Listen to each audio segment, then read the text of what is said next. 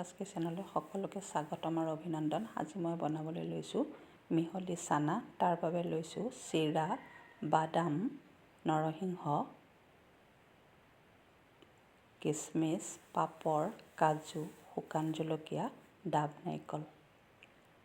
মছলা হিচাপে লৈছোঁ চাট মছলা, ভজা জিৰা গুড়ি, আমচুৰ পাউডাৰ আৰু ক'লা নিমখ।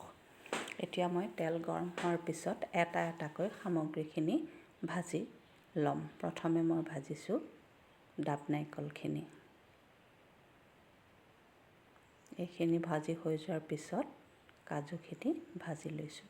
এইদৰে এটা এটাকৈ গোটেইখিনি সামগ্ৰী ভাজি ল'ম।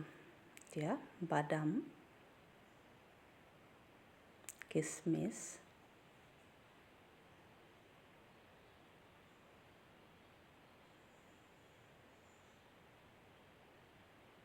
নৰসিংহ,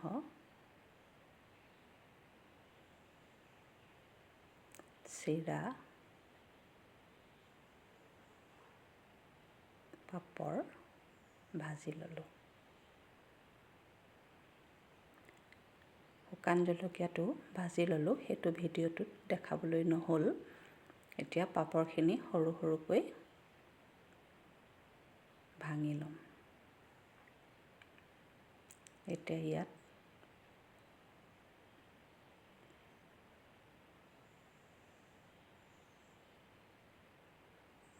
মছলাখিনি দি যাম। চাট মছলা,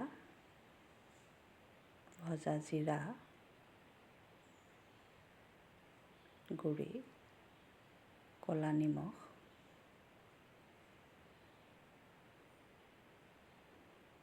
আৰু আমচুৰ পাউডাৰ। এতিয়া মছলাৰে সৈতে সামগ্ৰীখিনি ভালদৰে মিহলালেই চানাখিনি ৰেডি হৈ যাব। যদিহে ৰেচিপিটো চাই ভাল পালে তেন্তে লাইক কৰিব, শ্বেয়াৰ কৰিব, কমেণ্ট কৰিব, ছাবস্ক্ৰাইব কৰিব। ধন্যবাদ।